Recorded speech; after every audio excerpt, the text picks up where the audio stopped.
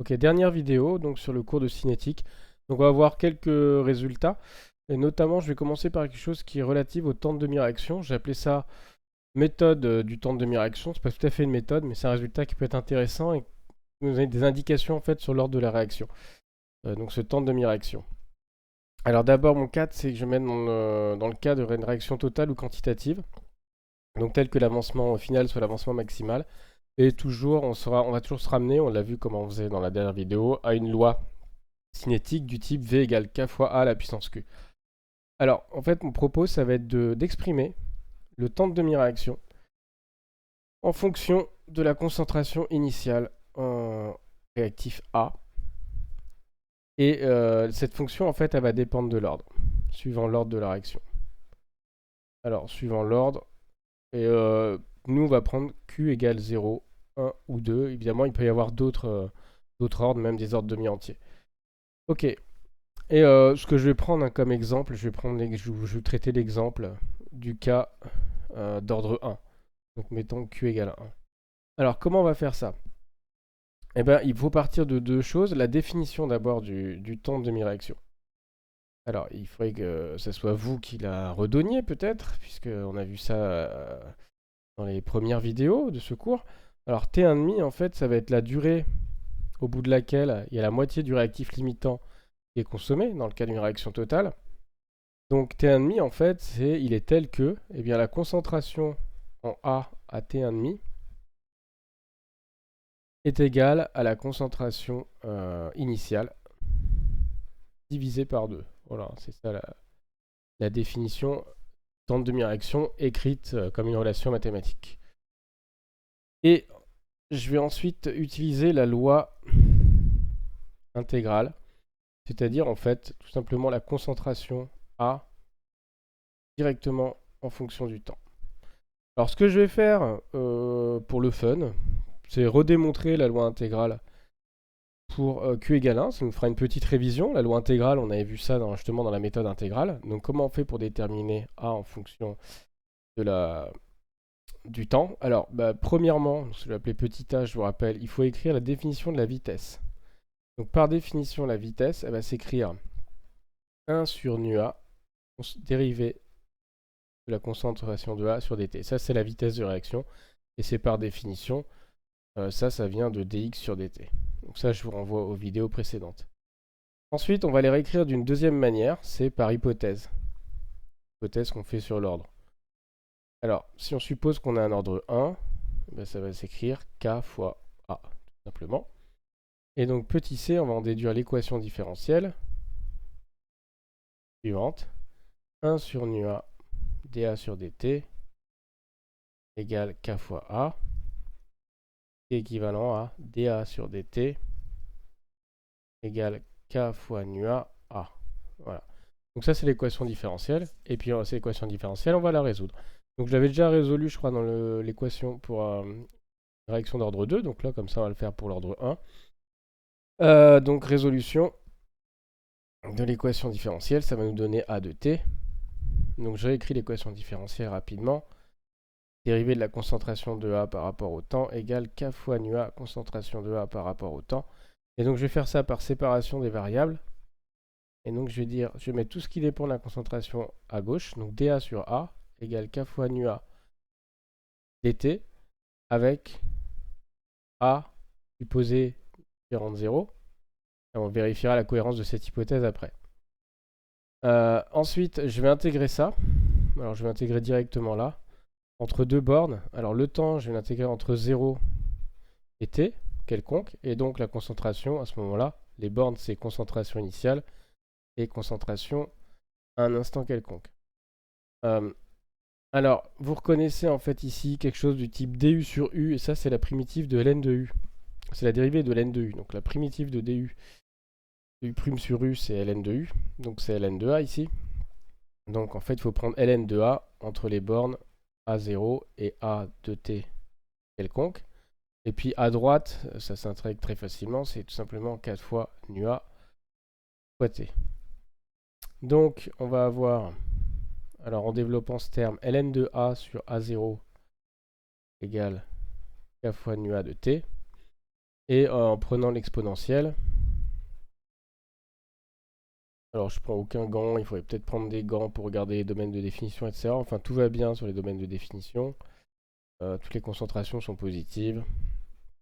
Donc aucun problème. Et ça fait a de t égale a0 fois exponentielle k fois nu a fois t. Donc voilà la loi intégrale. Donc ça c'était plus de l'ordre de la révision. La loi intégrale pour une réaction posée d'ordre 1. Donc v égale k fois a. Ok.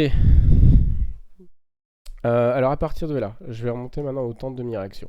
Donc ici, cette relation-là, que je vais encadrer en rose, je vais l'appeler relation 1. Okay. Et ça, c'est la définition. La définition du temps de demi-réaction me donne tout simplement que la concentration à taux 1,5, c'est A0 sur 2. En rouge, cette relation, je vais l'appeler 2. Et ça me donne la concentration à n'importe quel instant.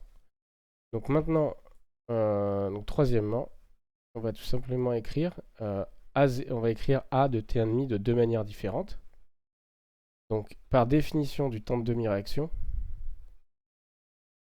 c'est égal à la concentration initiale sur 2. Et en connaissant l'expression pour n'importe quel instant, j'ai une autre expression ici qui est concentration initiale fois k fois nu a fois taux 1,5. Et bien évidemment, les deux membres de droite par transitivité sont égaux. Et donc on va avoir A0 exponentielle k fois nu a fois taux 1,5 égale A0 sur 2. C'est-à-dire, alors les A0 se simplifient, ils sont différents de 0 bien sûr, sinon il n'y a aucun intérêt. Donc ça fait, je vais prendre directement le log de ça. Donc si je prends le logarithme népérien de ça, ça fait k fois nu a taux 1,5 égale ln de 1,5, c'est-à-dire moins ln de 2. Et donc taux 1,5 égale moins ln de 2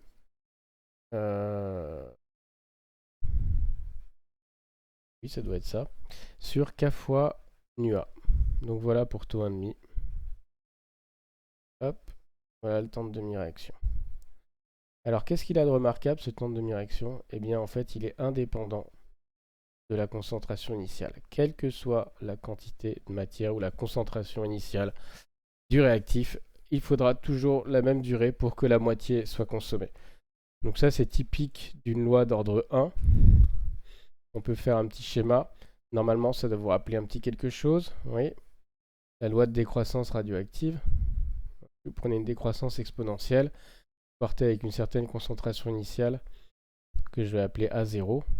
Au bout de T1,5, vous êtes à A0 sur 2. Au bout de T1,5, encore à nouveau, vous êtes à A0 sur 4, etc. etc. Et vous voyez que si je suis parti de A0 pour diviser par 2, il me faut un T1,5. Mais si je prends comme nouvelle concentration initiale A0 sur 2, il me faut le même temps pour arriver à 0 sur 4. Donc c'est typique d'un ordre 1, ça. Hein. Ok. Alors maintenant, en généralisant ça, suivant l'ordre, qu'est-ce qui va se passer pour taux 1,5? Alors, pour un ordre 0, c'est-à-dire V qui va s'écrire tout simplement K, eh bien on va montrer que taux 1,5, ça s'écrit moins concentration A0 sur 2K fois nu A. Et donc ce qui est important à retenir, c'est que c'est proportionnel à A0. Donc si vous avez un temps de demi-réaction qui est proportionnel à la concentration initiale, alors ça signe une réaction d'ordre 0. Donc V égale K. Si on a un ordre 1, et bien on vient de le faire, mais je vais le remettre. On trouve taux 1,5 égale moins ln de 2 sur k fois nu a, et c'est indépendant de la concentration initiale. Et c'est peut-être celui-là qu'il faut retenir le plus. Donc pour une réaction d'ordre 1, la durée de demi-réaction, le temps de demi-réaction est indépendant de la concentration initiale. Et enfin, si vous avez un ordre 2, une réaction d'ordre 2, donc du type V égale k fois a au carré, et bien on va avoir T1,5 qui va s'écrire moins 1 sur k fois nu a concentration à 0. Et donc là, c'est inversement proportionnel à A0. pour un ordre 2. Donc ça peut donner une indication, l'évolution avec la concentration initiale du temps de demi-réaction peut indiquer l'ordre de la réaction. Et j'ajouterai que sa valeur, en fait, une fois qu'on connaît la concentration initiale, on connaît le coefficient stoichiométrique, donc si on connaît T1,5, vous pouvez déterminer la constante de vitesse également. Ok, voilà, je vais faire un autre point, enfin je reviendrai là-dessus sur le résumé de la vidéo. Je vais faire un petit dernier point, plus pour conclure le cours en général que cette vidéo-là. Donc là, qui n'a rien à voir, qui est le suivi, en fait, comment on fait pour mesurer la concentration au cours du temps. Donc je vais appeler ça 4,5. Mesure de A de T. Donc je vais être assez succinct, parce qu'on va voir ça en TP. On va le faire en TP, une étude cinétique. Il y a deux grandes méthodes. Il y a une méthode plus trop utilisée, mais qu'on va quand même présenter, qui est ce qu'on appelle la trempe. Donc c'est une mesure, bon, enfin je vais appeler ça méthode chimique. Alors, qu'est-ce que c'est la méthode chimique? En fait, on fait ce qu'on appelle une trempe. Je vais le mettre en rouge parce que c'est important. Je vais vous dire ce que c'est après. Plus, ensuite, on fait des titrages. Donc c'est super lourd en fait. Après. Alors, qu'est-ce que c'est qu'une trempe? En fait, une trempe, c'est on dilue. Dilution plus refroidissement brutal du milieu réactionnel. Et en fait, comme vous connaissez les facteurs cinétiques, dilution, vous diminuez grandement les concentrations. Refroidissement, vous diminuez grandement la température. Et en ce moment-là, en fait, vous stoppez quasiment la réaction. Vous stoppez quasiment la réaction. Donc, ça fige le système dans un état donné. Et ensuite, on va titrer. Et ce titrage, il va permettre de mesurer la concentration à T donné. Donc, en fait, on fait la trempe à T. On va appeler ça T1, par exemple. Et ça mesure concentration, par exemple, du réactif A à l'instant T1 par un titrage classique. Bon, l'inconvénient, c'est que ce truc-là, c'est très lourd. Parce qu'en fait, il faut que vous fassiez autant de titrages. Il faut faire un titrage pour avoir une concentration à un instant donné. Donc, a priori, c'est très très lourd. Les méthodes plus modernes et qui sont celles qu'on va utiliser sont des méthodes physiques qui consistent en fait à mesurer pas directement la concentration, mais une grandeur qui dépend de la concentration, éventuellement de préférence linéairement.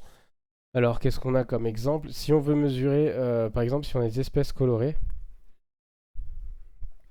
pour mesurer la concentration des espèces colorées, on va mesurer l'absorbance. L'absorbance, donc qui est fonction de la concentration de l'espèce colorée, que j'appelle A. Si on a une espèce acide, par exemple, ou basique, on peut mesurer le pH. On va pouvoir relier à la quantité de matière d'ion H3O+, d'accord? Et qu'on peut relier après avec l'équation à l'espèce acide ou l'espèce basique.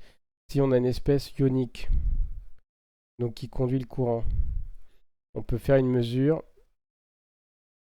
de conductivité, sigma, qui va dépendre aussi de la concentration de cette espèce ionique, etc., etc. Si c'est un gaz, ça peut être une pression, d'accord?